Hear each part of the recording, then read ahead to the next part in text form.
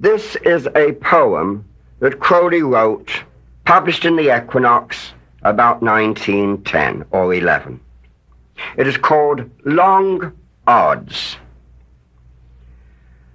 How many million galaxies there are, who knows? And each has countless stars in it, and each rolls to eternities afar beneath the threshold of the infinite. How is it that with all that space to roam, I should have found this mote that spins and leaps in what unutterable sunlight, foam of what unfathomable starry deeps? Who knows? And how this 1,000,000,000 souls and 500,000,000,000 souls of earth that swarm, all bound for unimagined goals, all pioneers of death enrolled at birth, how were they swept away before my sight, that I might stand upon the single prick of infinite space and time as finite? Who knows? Yet here I stand, climacteric, having found you. Was it by fall of chance? Then what a stake against what odds I have won. Was it determined in God's ordinance? Then wondrous love and pity for his Son?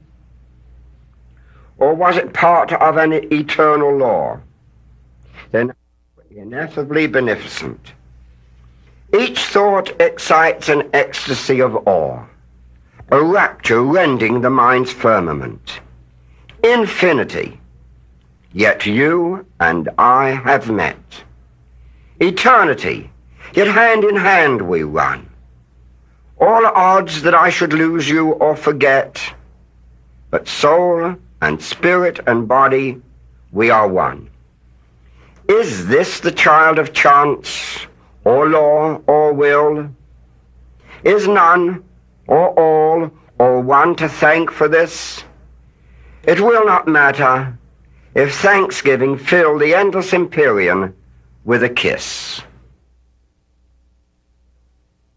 This is an excerpt from the Book of Lies written about 1910 or 11 by Aleister Crowley. It is called Venus of Milo. Life is as ugly and necessary as the female body. Death is as beautiful and necessary as the male body. The soul is beyond male and female as it is beyond life and death. Even as the lingam and the yoni are but diverse developments of one organ, so also are life and death but two phases of one state.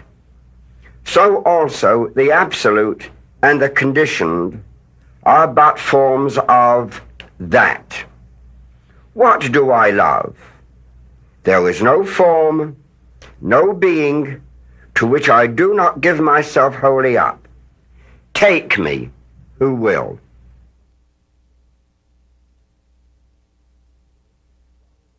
In the 6th volume of the Equinox, Aleister Crowley wrote and published a prose poem called The Earth. This is a short excerpt from it. The child of miracle to the world, greeting. I reach my hands to the leaves and dabble in the dew. I sprinkle dew on you for kisses. I kneel down and hold the grass of the black earth to my bosom. I crush the earth to my lips as if it were a grape, and the wine of Demeter flushes my cheeks. They burn with joy of youth. Why should I greet the world? Because my heart is bursting with love for the world. Love, say I? Why not lust? Is not lust strength and merriment, and the famine that only the infinite can stay? And why do I call myself the child of miracle? Because I have entered a second time into my mother's womb and am born. Because to the knowledge of manhood has come the passion, even the folly of adolescence. with all its pride and purity. It is for this that you see me lying upon the thick wet grass, unquenchable, or rejoicing in the fat black loam. Now the manner of the miracle was this. In the beginning is given to a youth the vision of his mate. This one must he henceforth seek blindly. And many are the enchantments and disenchantments. Through this his vision fades. Even his hunger dies away, unless he be indeed elect. But in the end it may be that God shall send him the other half of that token of paradise. Then, if he have kept the holy fire alight, perhaps with much false fuel, that fire shall instant blaze and fill the temple of his soul. By its insistent energy, it shall destroy even the memory of all those marshlights that came to greet it. And the priest shall bow down in glory and grasp the altar with his hands and strike it with his forehead 7 times. Now this altar is the earthen altar of Demeter.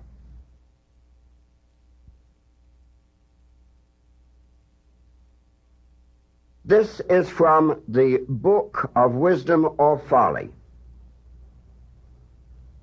My son, there are afflictions many and woes many that come of the errors of men in respect of the will. But there is none greater than this, the interference of the busybody. For they make pretense to know a man's thought better than he doth himself, and to direct his will with more wisdom than he, and to make plans for his happiness. And of all these, the worst is he that sacrificeth himself for the weal of his fellows. He that is so foolish as not to follow his own will, how shall he be so wise as to pursue that of another? If mine horse balk at a fence, should some varlet come behind him and strike at his hoofs? Nay, son, pursue thy path in peace, that thy brother beholding thee may take courage from thy bearing and comfort from his confidence, that thou wilt not hinder him by thy superfluity of compassion. Let me not begin to tell thee of the mischiefs that I have seen, whose root was in kindness, whose flower was in self-sacrifice, and whose fruit in catastrophe. Verily, I think there should be no end thereof. Strike, rob, slay thy neighbor, but comfort him not, unless he ask it of thee. And if he ask it, be wary. This is part of an essay written in the Blue Equinox, and it's called The Rights of Property. I have no sympathy with those who cry out against property, as if what all men desire were of necessity evil. The natural instinct of every man is to own, and while man remains in this mood, attempts to destroy property must not only be nugatory, but deleterious to the community. There is no outcry against the rights of property where wisdom and kindness administer it. The average man is not so unreasonable as the demagogue, for his own selfish ends pretends to be. The great nobles of all time have usually been able to create a happy family of their dependents, and unflinching loyalty and devotion have been their reward. The secret has been principally this, that they have considered themselves noble as well in nature as in name, and thought it foul shame to themselves if any retainer met unnecessary misfortune. The upstart of today, however, lacks this feeling. He must try constantly to prove his superiority by exhibiting his power, and harshness is his only weapon.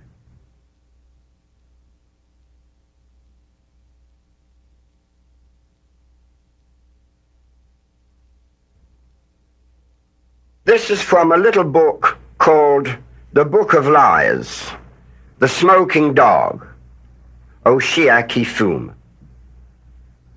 Each act of man is the twist and double of an hare. Love and death are the greyhounds that course him. God bred the hounds, and taketh his pleasure in the sport. This is the comedy of Pan, that man should think he hunteth, while those hounds hunt him. This is the tragedy of man, when facing love and death, he turns to bay. He is no more hare, but boar. There are no other comedies or tragedies. Cease then to be the mockery of God. In savagery of love and death, live thou and die. Thus shall his laughter be thrilled through with ecstasy.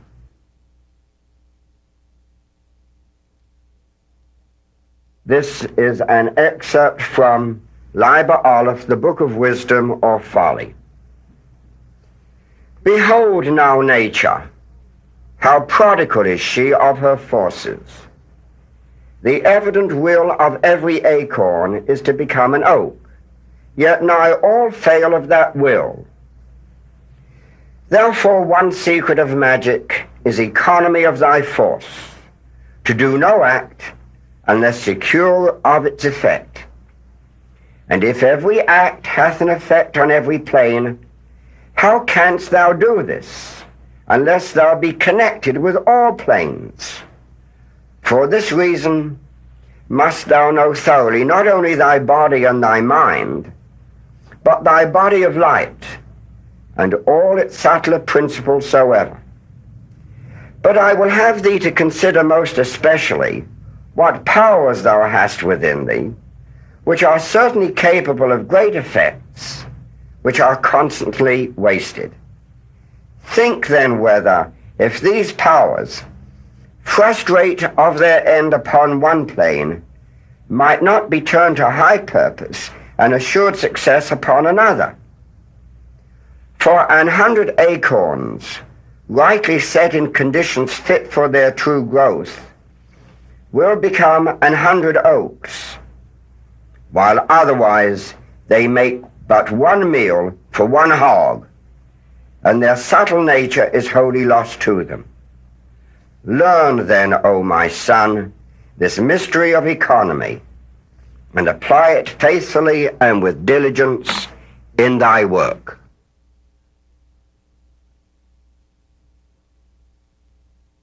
The Tent.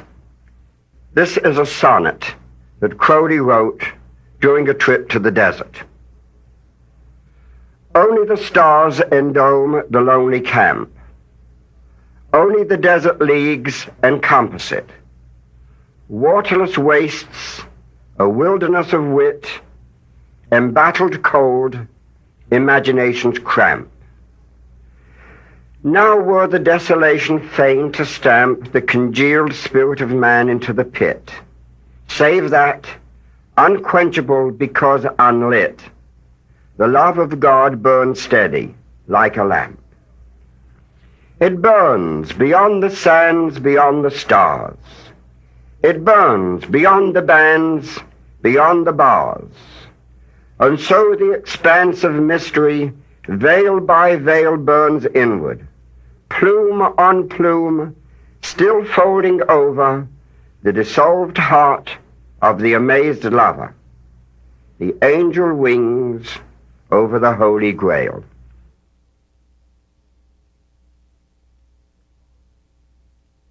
The following is an excerpt from a letter he wrote to one of his inquirers relative to the meaning of some of the magical instruments.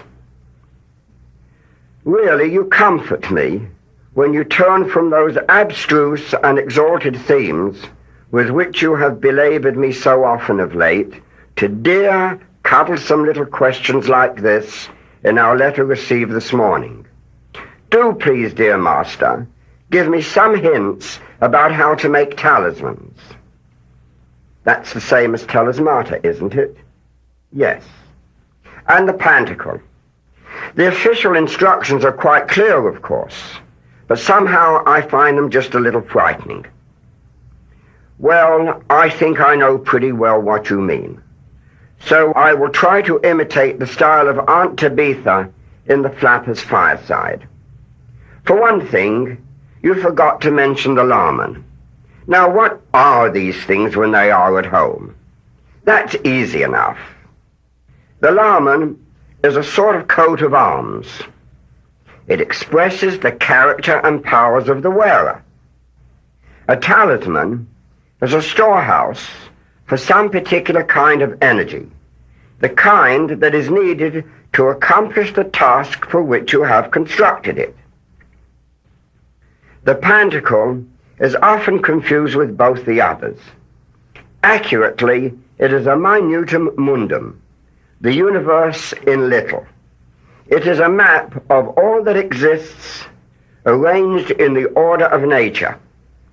There is a chapter in Book 4, Part 2, devoted to it. I cannot make up my mind whether I like it.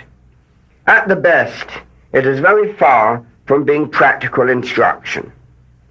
An analogy, not too silly for these three: the chess player, the openings, and the game itself.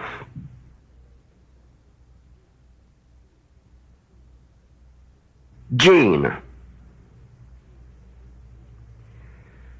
I laid mine ear against your heart, Jean, a masterpiece of nature turned a masterpiece of art, with your blanched Egyptian beauty foiled by the hungry eyes, and the red mouth soiled by the honey of mine that your green has spoiled, Jean, the body a corpse and the soul inurned.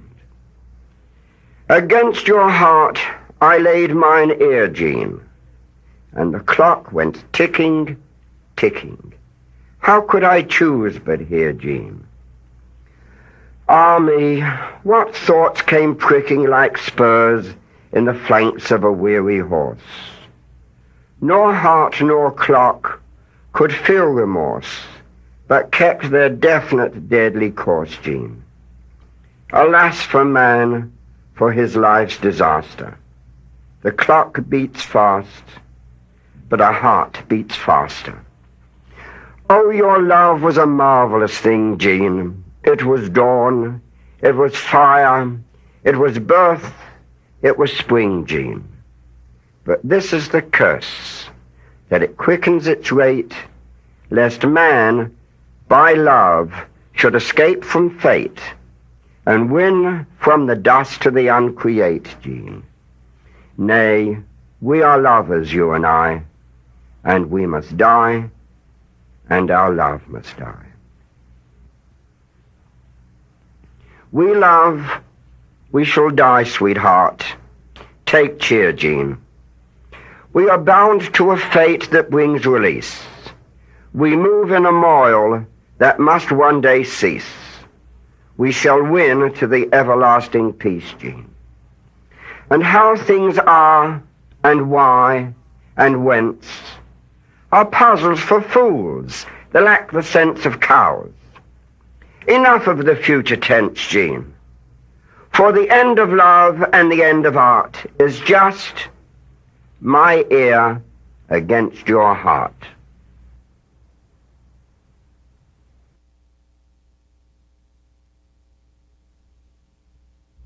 The Tree of Life. The Kabbalah is an archaic system of Jewish mysticism. For us moderns, the Jewishness may readily be omitted, and most of its mysticism may also be left out, leaving only a simple philosophical or mathematical structure called the Tree of Life. Said Eliphas Levi almost a century ago, on penetrating into the sanctuary of the Kabbalah, one is seized with admiration at the sight of a doctrine so simple and at the same time so absolute. The necessary union of ideas and signs, the consecration of the most fundamental realities by primitive characters, the trinity of words, letters, and numbers. A philosophy simple as the alphabet, profound and infinite as the Logos. Theorems more luminous and complete than those of Pythagoras. A theology which may be epitomized by counting on the fingers. An infinity which can be held in the hollow of an infant's hand. 10 numerals and 22 letters, a triangle, a square, and a circle. Such are the elements of the Kabbalah. Such are the primary principles of the written word, shadow of that spoken Logos which created the world. Each student has the task to ascertain for himself, where the Kabbalah is concerned, what must be considered true and reliable, and to set up on his own score a reliable standard of reference. This standard can only be spiritual experience. For this reason, the Tree of Life has been adopted as the framework of practical magic, since it is, in the first place, open to synthetic and constructive classification, and because it provides what may suitably be called a magical alphabet.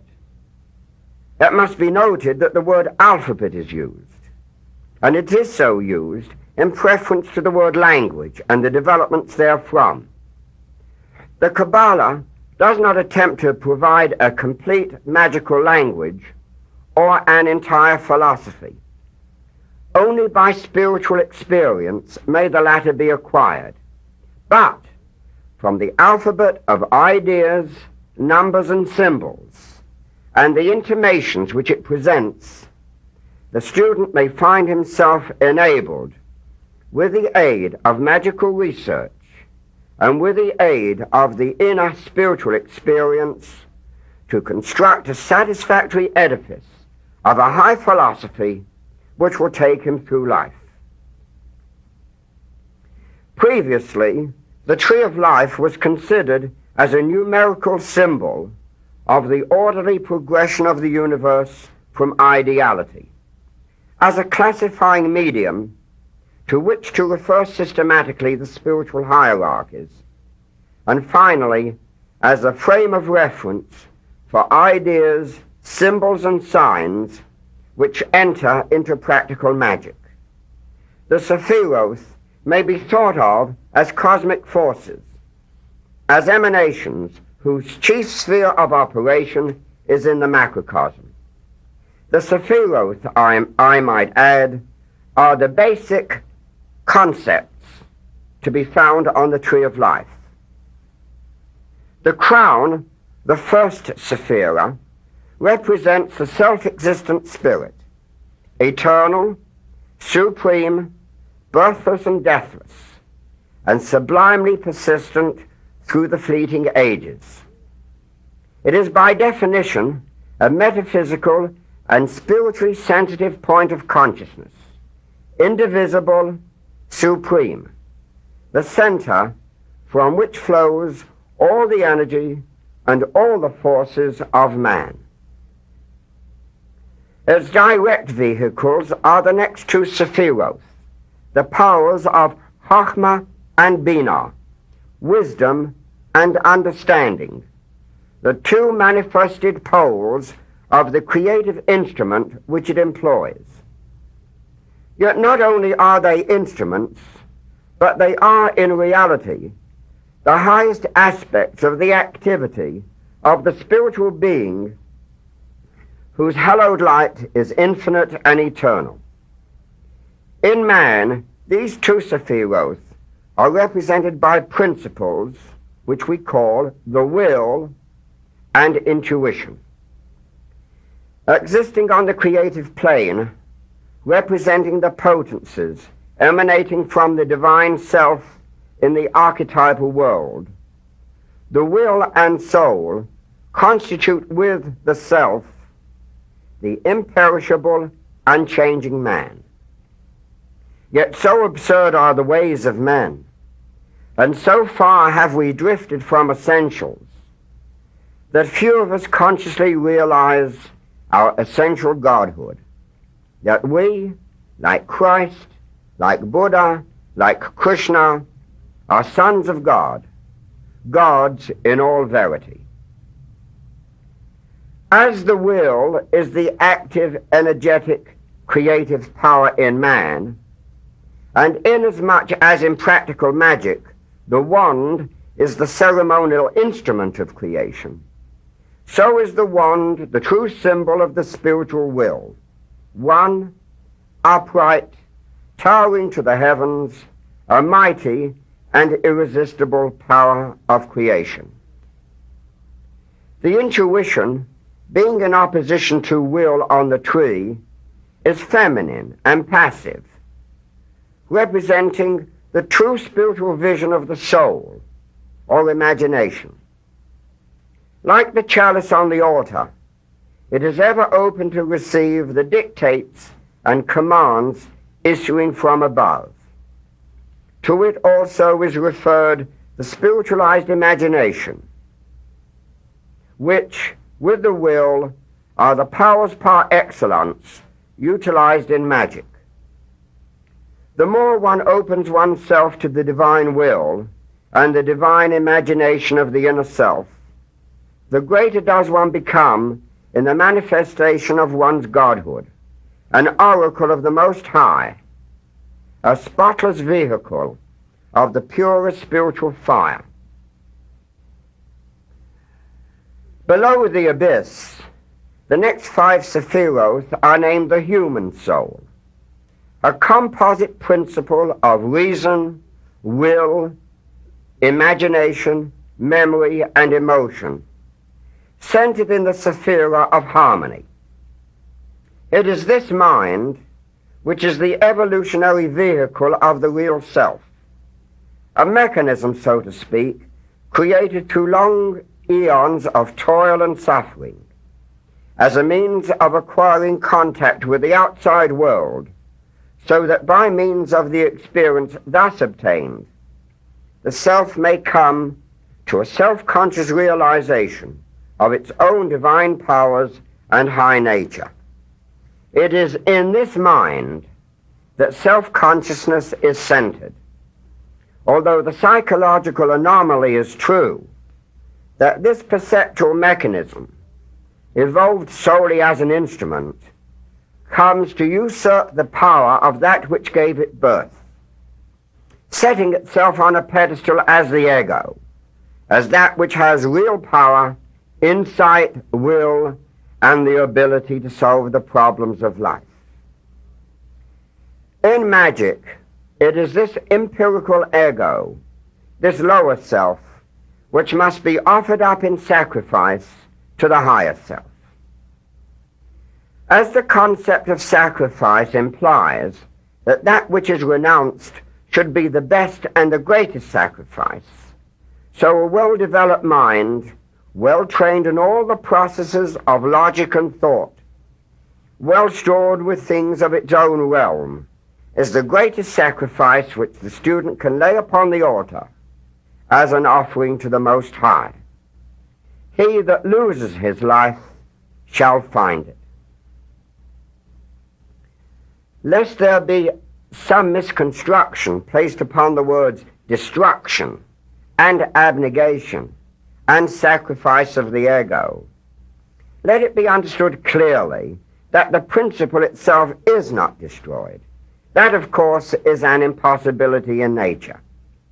But the false values of the ego, its complacency, the illusion that it possesses, that it alone is real and permanent, all else being its creations, these are offered for destruction.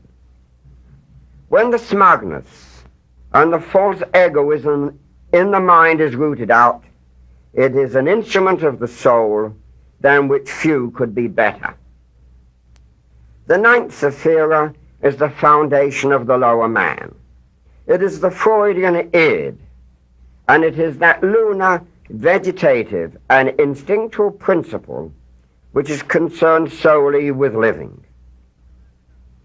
This animal soul is at one and the same time a principle of energy and electromagnetic substance, the totality of the vital life currents, as well as the invisible magnetic mold on which the gross atoms arrange themselves as the physical body.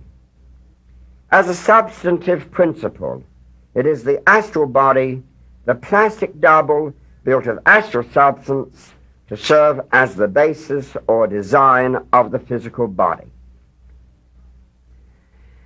It pertains to the instincts and impulses, acting as an automatic storehouse of sensations and impressions, just as the old term, the collective unconscious, may well be applied to the more archaic concept of the astral light. All the fundamental instincts of a man, the primal root impulses which he experiences, are of the Sephira of Yesod, the foundation from which all life energy flows. All of these principles obtain in and function as a living organism in the principle of the physical body, attributed to the 10th and last Sephira of the Tree of Life, called the kingdom. It is the seat of every force and function of all the subtle planes of nature and every spiritual power of man. In all truth, and in this fundamental sense, the human body is in reality the temple of the Holy Ghost. William James, in his Gifford Lectures of the early part of this century, wrote that one conclusion that was forced upon him as a result of certain experiments that he had conducted had forced upon him that it is our normal waking consciousness, rational consciousness as we call it, is but one special type of consciousness, while all about it, parted from it by only the flimsiest of screens, there lie potential forms of consciousness entirely different. We may go through life without even suspecting their existence, but apply the requisite stimulus, and at a touch, they are there in all their completeness. Definite types of mentality, which probably somewhere have their field of application and adaptation. Magic is the name for some archaic psychological methods which, to use James' term, apply the requisite stimulus to reveal other and deeper levels of consciousness which are ever present but remain as a rule totally unsuspected. Once this magical stimulus is applied and these levels are tapped, there occurs what has been labeled illumination, the flooding of the mind with light. Before I was blind, but now I see. This so-called transcendental experience, to be reached by ritual and other technical procedures, is the heart of this archaic, Kabbalistic, and magical system, and can hardly be guessed at, save by some shrewd and penetrating modern psychologists such as Carl Jung and A. Maslow.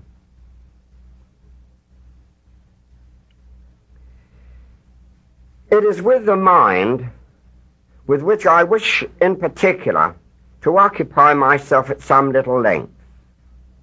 Although it comprises the 5 Sephiroth, numbered 4 to 8 inclusive, its central seat is in Sephiroth, so-called, the sphere of harmony and equilibrium.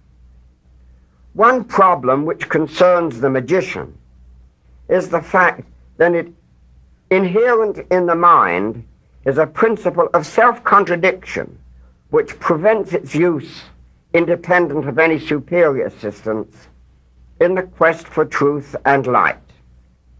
Using the reason alone, man can never come to any true realization of what he is in himself.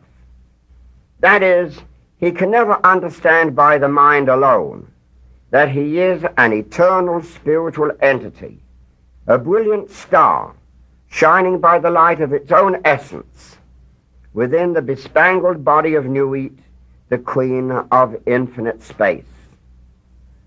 Iamblichus lays the law down quite clearly in the Mysteries, that not by discursive reasoning or through philosophic thinking alone does one come into fellowship with the gods. It is through the awakening of the higher spiritual powers by means of the rite of magic that we have already defined that the consummation of the long ages is effected. What we call so casually the imagination in the ordinary man is, according to the exponents of magic, the major faculty of the soul to assimilate the images and reflections of these other levels of awareness of which James speaks. The imagination is the vision of the soul, whereby it perceives directly and immediately ideas and thoughts of every kind. The spiritual exercises of St. Ignatius of Loyola are really one specific form of magical procedure. There, Loyola counsels his disciples to relive in the sphere of the imagination all the events in the outward historical life of Jesus. By this method, they are to train their imaginations to see, touch, smell, and taste those invisible things and rehearse those incidents long since accomplished and vanished, which were perceived through the senses of their incarnated Lord. St. Ignatius desires the imagination to be exalted to its uttermost. If you are meditating on an article of faith, he would have you construct the locality clearly and with exactitude before the vision of the mind's eye, to observe it carefully and closely, even to touch it, as it were.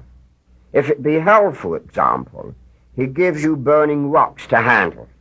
He makes you float in a frightful darkness as thick as pitch. He places liquid sulfur upon your tongue.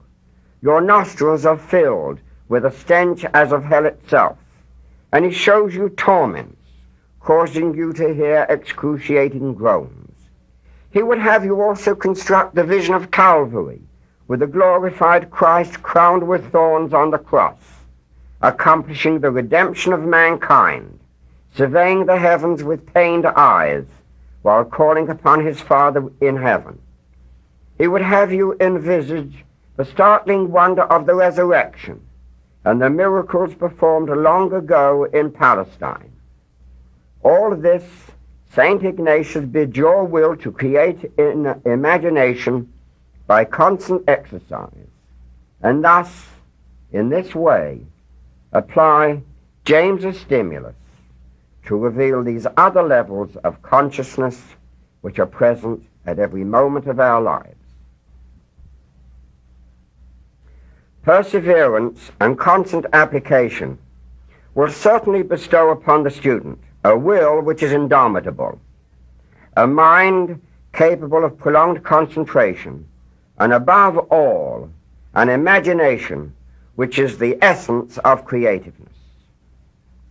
One of the exercises that is analogous to those recommended by St. Ignatius is on a more prosaic level. The student is to picture to himself, for example, that he is sitting by a mighty waterfall, a Niagara, and before his inner eye, let him create an image of the river high up in its source, murmuring and rambling peacefully along. Then let him conceive of its gradual approach to the precipice, wild torrents of maddened waters, swirling hither and thither in churning cascades of whitened foam, tumbling against the rocky boulders, and being irresistibly hurled forward over the edge. Let him further imagine these thousands of tons of water surging headlong over the precipice with a constant reverberating echo of thunder.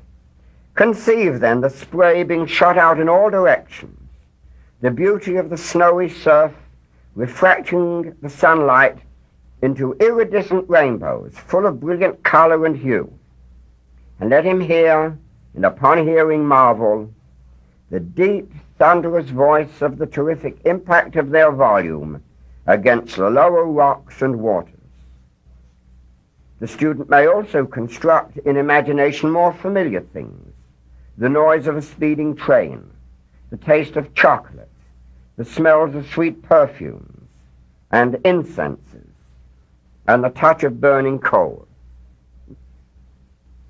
Not only must the imaginative formulation of the sense be distinct, that is to say, the taste of chocolate or not of sweet caramels, for example, should be clearly imagined, but also the student should so train himself as to sustain or prolong the image or impression. By these efforts of the imagination, its power will germinate and grow, developing beyond conception, and with the passage of time, a new power of creativity and vision will come to him. Similarly, in the Hindu system, there is the prescription of meditation for much the same purpose on the tattvas, or the colored symbols of the elements, of which they claim 5. Combinations of these 5 produce 30 sub-elements and elements, the pictorial symbols of which make remarkably good objects for the exercise of the imagination. There is a red triangle for fire, a horizontal silver crescent for air, a blue circle for water, a yellow square for earth, and a black egg for spirit.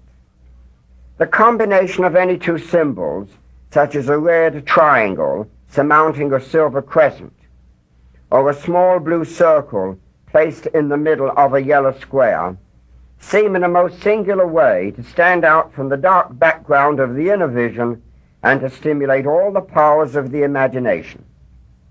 Only a short time suffices to procure efficiency in the visualization of these symbols. In his introduction to a book entitled The Yoga Aphorisms of Patanjali, William Q. Judge made the statement that the ancient Hindu sages knew the secret of the development of the will and how to increase tenfold both its power and efficacy. This secret of the ages, the enhancement of the power of will and wisdom, has never really been lost. Will, to the student of the divine magic, is the primary factor in the production of whatever spiritual